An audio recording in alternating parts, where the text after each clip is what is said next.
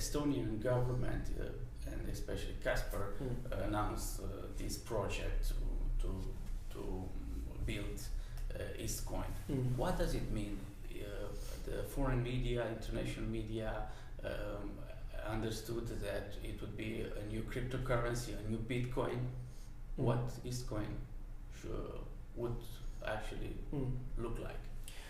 Well, the e-residency program is really at the forefront of digital transformation, and we have, and especially Caspar, have a very long-term thinking about how nations are going to evolve, how nation states are going to evolve, how economy is going to be disrupted by digital issues, and how governments are going to be disrupted as well. So there's always it's in the identity of e-residency to launch new debates and new discussion.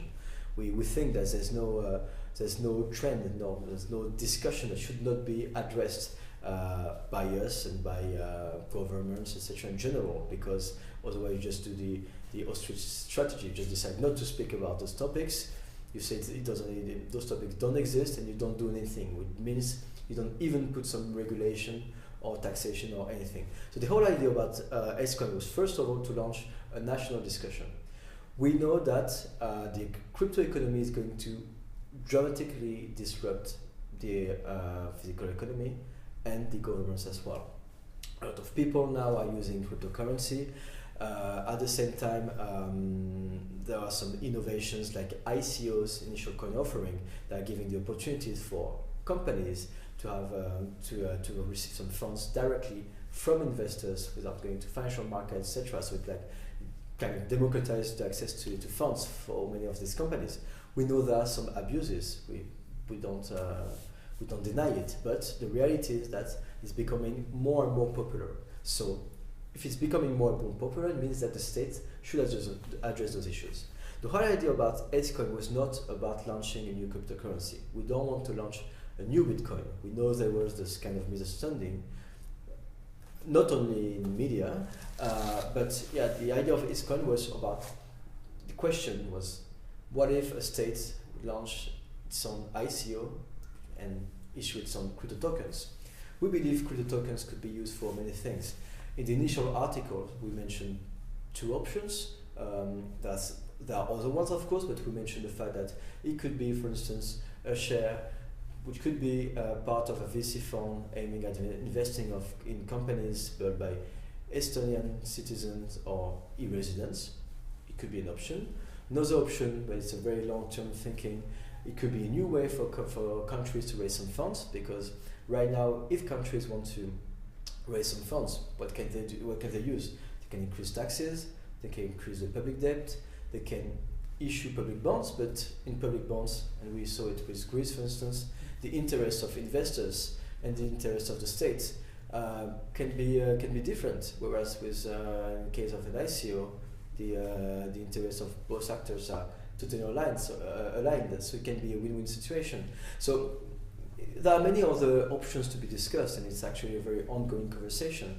And Caspar is going to publish a new article very soon about these different options, because this discussion is still going on with Estonian institutions, with members of the government, with civil servants, with the private sector also, with national bank. So we really believe that everybody should think about these topics, because right now, even for cryptocurrency, it's still not clear. In some countries, cryptocurrencies are considered as commodities, sometimes as currencies, sometimes as securities.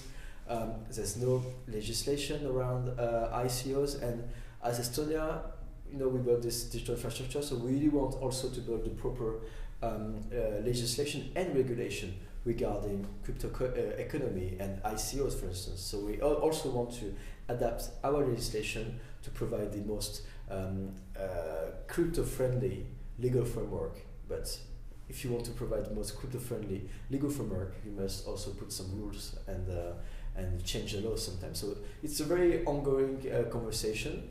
The conversation is still at a very early stage, but we strongly believe that it's going to happen.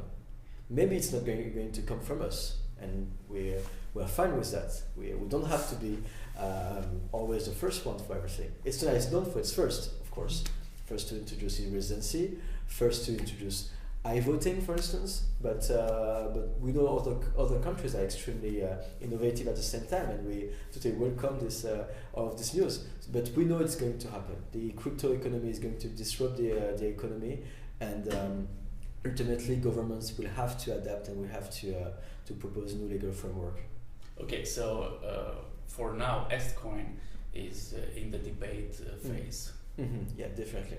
You're still debating with your national bank, central bank, with the European Central Bank, because you are a Euro area country, Estonia. Okay. Yeah, I mean, Estcoin was never aimed at replacing the euro. I mean, Estonia is fully committed to the fact that the only currency in the eurozone is the euro, but still we want to continue this conversation because we strongly believe in the idea, and we strongly believe that anyway it's going to happen.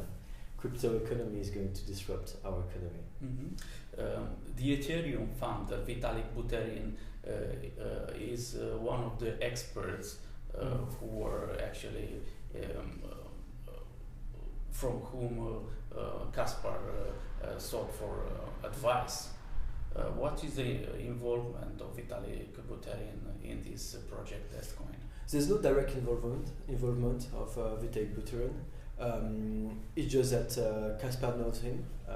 So when Kaspar launched this article and launched this idea, of course you don't want to launch an idea that is going to be described as being totally non-realistic. So of course he consulted many experts for their feedback, including Vitalik, but other people have been consulted, of course, like civil servant, administration, private sector, many people. So yeah, he just asked them for some advices, for some feedback. Doesn't sound good, doesn't sound interesting, realistic.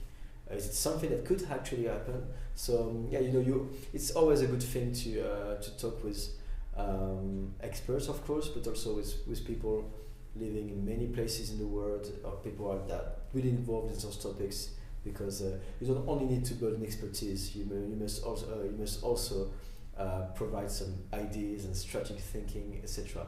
And for this, you need to feed yourself with feedback of others.